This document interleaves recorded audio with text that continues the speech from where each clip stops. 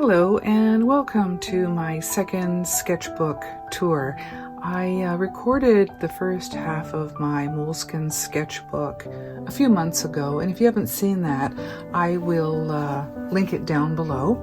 But I thought today, since I just finished the last page in this sketchbook a few days ago, I thought I would finish up that sketchbook tour with part 2 of the last half, approximate half. The first one I did was the first 20 pages of this book, and the last half is 16 pages for a total of 36. So I started this sketchbook back in June 27th last year, and completed it on the 10th of April. And this is the first time I've ever completed a sketchbook. I've never even tried to do that before. I've had small little moleskin books, but I've only had a few little sketches in them.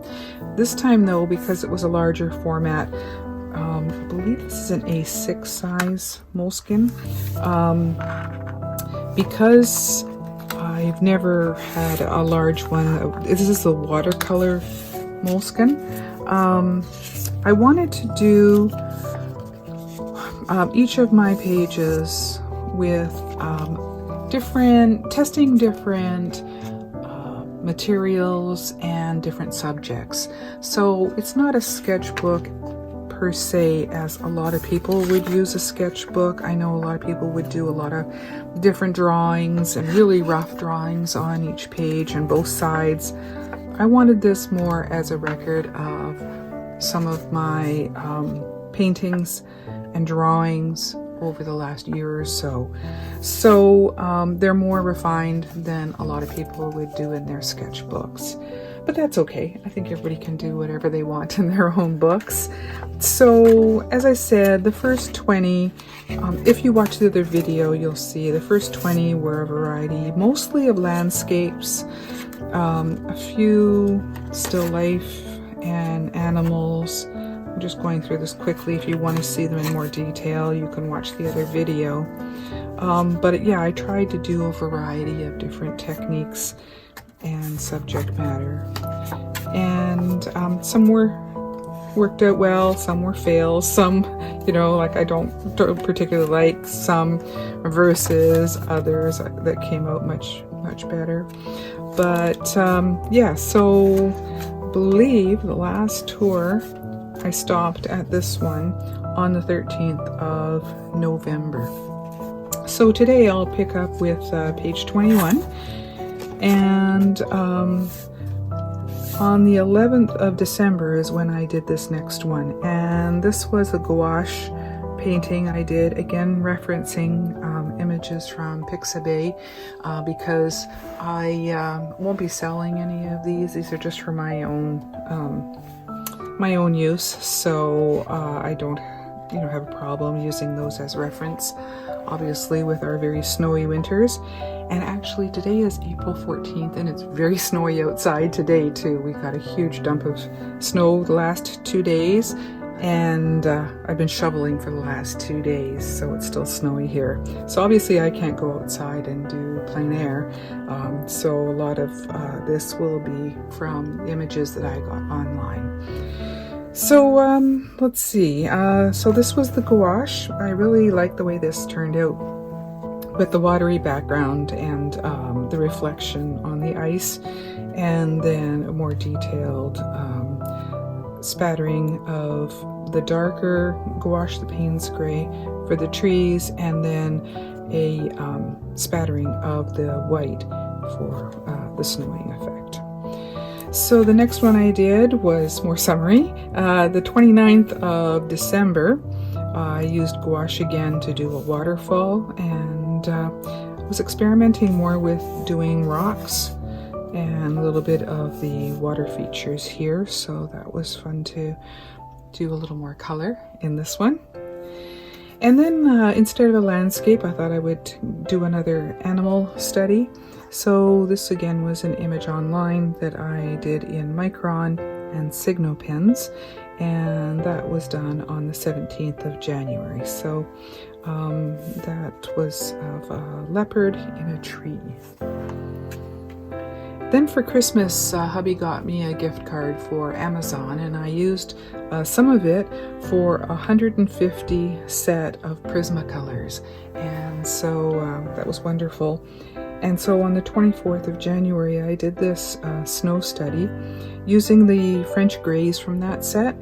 There are a multitude of grays that they have in certain percentages of darkness, either warms or cools. So I believe this was all warms. And this also was done with a Copic multi-liner for the dark branches, and the Signo pen white for the highlights of the snow. And that's this pen. I probably showed it from the last video. It's the Uniball Signo pen. And I really like using this for highlighting a lot of the whites in my drawings. So the next one I did was using some Schmincke watercolors. I treated myself to a set and saw this, I think it was on Karen Rice's watercolor channel. I'll link that down below. She had mentioned that Schmincke was having a special on this kind of limited edition set of watercolors, so I was lucky enough to grab one. And this came from the UK, so being here in Canada, it took a while to get here, but I was really pleased to be able to try these because I had never tried any of these watercolors before. So I used them for the one painting here so far, so I'm looking forward to trying these again. I love them. I love the color, you know, the depth of color that they have. They really went on really well. So this was fun, doing some more water scene and different colors in the sky. Again, if you didn't see my previous video, you'll notice that I only paint on the one side because being not a very experienced watercolorist, I use way too much water, and even though this is a watercolor book, the moleskin doesn't really take to the water very well and does a lot of buckling. So I only paint on the one side, and sometimes use this side for swatches and notes and that kind of thing. So let's see, the next one I did was using my Prismacolor pencils again, this time some of the oranges. I had started doing the background with the black in Prismacolor, but really couldn't get a really deep black that I wanted for the background. So I used also my the Bombay ink by Dr. P.H. Martin, to do the black background and the shadow. And this one was done on the 5th of February. So that was a nice experiment on doing that still life. The next one was watercolor and gouache and pen and ink. So it's a mixed media piece, and this was done in February. So again, a lot of snow in here. The 18th of February, did this cardinal, and the watercolor background, gouache on the snow, with again using the white pen for some highlights even on that, because some of the gouache does turn a little bit darker once it dries. So that's how I got the shading in the snow. And I used the gouache also to spatter on the snowfall onto that, and then used the pen and ink for the branch textures. Let's see. This one again had some ink in it, but I used the Daniel Smith watercolors this time. And I have some Daniel Smith in tubes, but I also have a set from the Steve Mitchell palette. And so I put the Steve Mitchell palette up here and added the cobalt teal, I believe I have, in a tube, and then the rest of these are the Primatex by Daniel Smith. So this is the set that I was using for that. And I really like the way the background clouds turned out. So with more practice, I need more practice, but with more and more, you know, I'm getting more of the cloud texture in there. I think that was the Primatech Mayan blue, I believe. And then I used the black ink to do the silhouette of the trees, using a sponge for the leaves, and again my signal pen for some of the highlights. And this was a little guy on a thumbnail of one of my favorite video series from Handsome Nature. I'll link them below as well. It's one of my cat's favorite videos on YouTube. They're videos for cats. So every morning we have a routine where the two cats come and sit on my desk and take over my computer screen, and they watch these videos of birds and chipmunks and all kinds of nature videos in the morning. So this was a thumbnail of one of their cute videos, so I asked them if it was okay if I drew this little guy. So I just used my Derwent graphic pencils. I have a few of these. I think I've got 9 in all, but I think these were these ones and the one I usually sketch with. So for a variety of darkness and hardness of lead, so soft and dark. So yeah, that's what I used to create this little guy. And because it's a graphite, I'm going to see if I can seal this one, especially maybe using my Dorland's wax. I'm going to test it and see if I can seal this, because it is getting a lot of the graphite on the other page.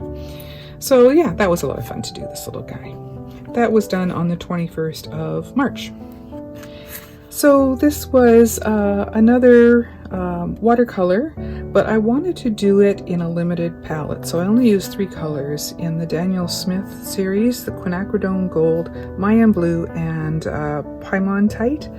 And found this image online. I really loved the rock work. I wanted to practice doing that with the very dramatic shadows, and then doing different variations of color and intensity in those shadows as well, not just having them flat shadows. So that was a test for me to do that, and also just using the 3 colors. So yeah, I'm pretty pleased with how that one turned out. That was done 24th of March. Okay, this one took me quite a while to do. This was a Prismacolor pencil drawing that I did of like a withering dead leaves with frost on them. And so to get that effect, I did a almost it is pointillism. So it took quite a while. If you can see the many dots that I used to get this effect. So this was done on the 31st of March. I know it took me quite a few days to do this one, probably 4 or 5 days, because I would do a little bit, my hand would get really sore, and then I would do some more. So yeah, even though it took quite a while, I think it was a neat effect, and it was a lot of fun to kind of experiment with that new technique for that kind of unique texture. So let's see, this one was pretty fast and easy one compared to the last one. Back to a landscape again on April the 1st. It's a Winsor & Newton gouache and ink. So let's see, I think, yeah, the ink that I used was just for the little small branches. The rest was gouache, so I started with the yellows and then did the brighter greens on top. And then again with the gouache with the different intensities of the trees. So yeah, a lot of fun again to use my natural sponge. I'll show you. I have a whole bag of these, and these are a lot of fun to use for textures. Wet them and then put them in ink or paint, and they give great textures. But it's nice to use the natural sponge, not one that's like this. This will give you different textures, not as natural as these ones. So like I say, I had a whole bag of these. I don't know why I got them many years ago, but I just pulled off different sections to get different textures, and I find these invaluable in using for my watercolors. So yeah, that one was fun to do. Then I went to my Copic markers and I wanted to do some raspberries. I'm not thrilled with this one, but it was fun to experiment with the Copics again. I hadn't used these since Inktober in October of last year, so it's fun to get them out again and just do a little still life of a few raspberries. So I did that one on April the 2nd. This one I was pleased the way this one turned out. It was again my Prismacolor pencils and Copic for the dark black. So I did this on April the 4th of a tiger and her cub. So yeah, I'm pleased the way this turned out. This took a little while to do, but again, the effect was well worth it. And then I was experimenting with my Bombay ink. I used to do Inktober with these for, let's see, it was not last year, the year before. I did so many Bombay ink drawings that I really haven't used them much recently. So I saw this kind of dramatic image that I was inspired by. This isn't exactly the way the image was, but I wanted to simplify it and just do kind of more of a graphic illustration style. So this one I did on April the 6th. So I'm pleased the way the ink, I could overlap it to create different layers of intensity of color in there. So let's see. This one is the last one now. So this was a gouache painting. Yeah, I think that was, yeah, it was 35. This is 36. This one I did on April the 10th. It's the last one. This one took me a while to do. I found this image online on a video, so I just screen capped the video, and I wanted to do something dramatic for my last image in the book. So this is of a waterfall coming down a rock face, and then this stream coming between these eroded riverbanks, and then an old tree. And I changed the image quite a bit because some of the things that were in the original image just didn't look right when I was painting it. So the thing about gouache I loved is that you can layer on top of your mistakes. So it was great I was able to redo some of this quite a few times. I think I did this waterfall probably 4 or 5 times before I was finally pleased with, pleased with the result. So yeah, it took me a while, but I was thrilled that it was the final page in my book. This isn't a watercolor page. This is just an end page that the makers put in here. So what I did was I was curious to see, you know, how many different things I did in my watercolor book. So I kind of went through it, and about 65% of the book are landscapes. And the next most common things that I did in this were florals and animals at about 15% each, and then a couple of still life. And then the mediums that I used for my book, the most that I did was about 40% were watercolor, about 30% were done in gouache, and about 20% in pencil, and then the remainder, a few inks and Copic drawings. So that was interesting. I'm going to try to broaden my horizons in the different techniques and materials and subject matter in my next book. I'm hoping to start my Hanamula watercolor book next. So this one is one of 4 that I got from Jackson's in the UK.